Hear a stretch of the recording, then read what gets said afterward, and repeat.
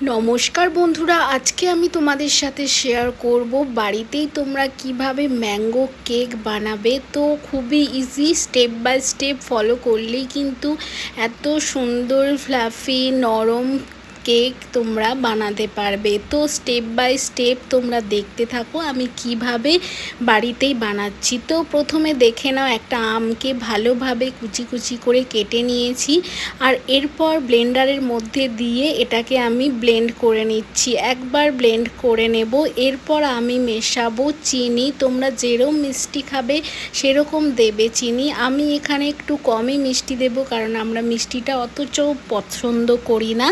তো তারপর দেখো পুরোপুরি ব্লেন্ড করে নিলাম আম আর চিনি। এরপর নিতে হবে একটা পাত্র, তার মধ্যে নেব আমি এই দেখো স্টিলের বাটির 1.5 চামচ মতো আমি এখানে ময়দা ইউজ করছি। তো দেখো তোমাদেরকে দেখাচ্ছি, দিয়ে এর মধ্যে আমাদের যে লাগবে বেকিং পাউডার বেকিং সোডা সেটা রাখলাম, ওটা পরে আসছি কখন দেবে।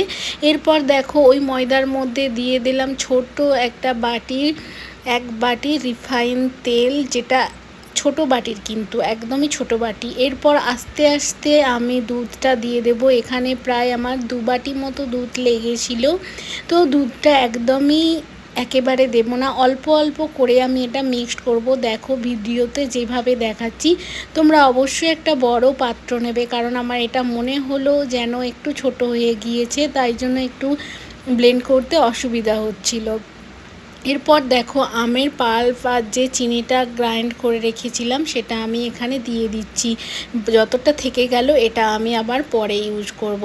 এরপর দেখো ভালোভাবে কিন্তু এটাকে মিক্সড করে নিচ্ছি। আবারও দেখো আমি কিন্তু এখানে দুধ অ্যাড করলাম, একদমই পুরোটা একসাথে দেবে না, আমের পাল্পও দেবে না আর দুধও দেবে না। এরপর দেখো যেটুকু আম বেশি ছিল সেটাও কিন্তু আমি এবার মিক্সড করে দিচ্ছি।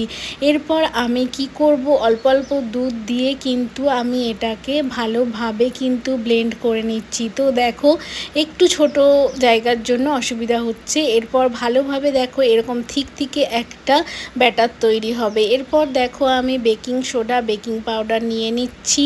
তো এরপর আমি এটা বেকিং সোডা বেকিং পাউডারটা অ্যাড করব। তো দেখো এই রকমই কিন্তু একদম থিকে ব্যাটারটা বানাতে হবে। এরপর দেখো 1 চামচ বেকিং সোডা 1/2 চামচ বেকিং পাউডার দিয়ে ভালোভাবে কিন্তু এটাকে আবারও ব্লেন্ড করছি। তো দেখো ভালোভাবে কিন্তু মিক্স করে নেব। তো দেখো হালকা হাতে মিক্সড করে নিতে হবে। তো দেখো ব্যাটারটা পুরো মিশে গেছে বেকিং সোডা বেকিং পাউডারের মধ্যে। এরপর আমার পুরো ডান হয়ে গিয়েছে কেকের ব্যাটার।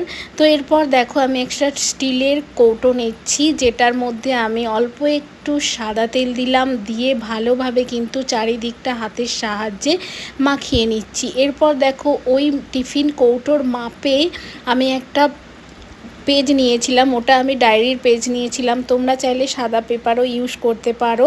তো এরপর ওই যে তেলটা দিয়েছিলাম তার মধ্যে কিন্তু আমি ভালোভাবে ওটাকে মাখিয়ে নিলাম।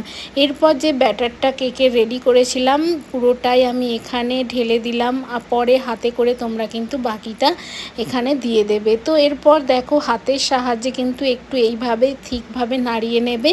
এরপর আমি আরেকটু ফ্লেভারের জন্য এখানে দিচ্ছি লেবু, একটা লেবুর রস আমি এখানে দিয়ে ভালোভাবে কিন্তু মিক্সড করে দিলাম।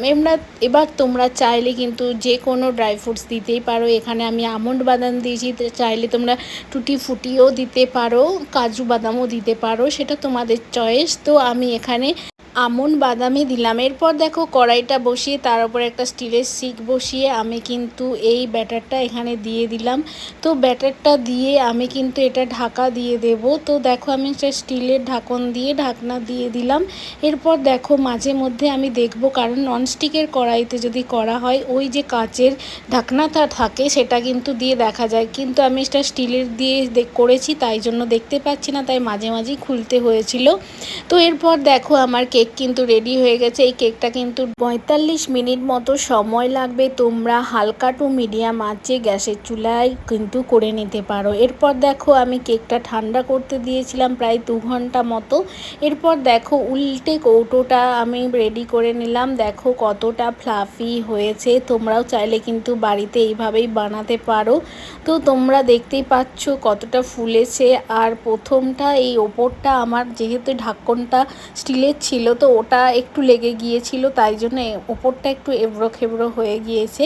তো দেখো আমি কেকটা কেটে তোমাদের সামনে দেখাচ্ছি। অসাধারণ টেস্ট হয়েছিল আর এতটাই নরম হয়েছিল যে একদম দোকানের কেকের মতো মনে হচ্ছিল। আজকের ম্যাঙ্গো কেকের রেসিপি যদি তোমাদের ভালো লেগে থাকে অবশ্যই আমার চ্যানেলটাকে লাইক আর সাবস্ক্রাইব করে পাশে থেকো। টাটা।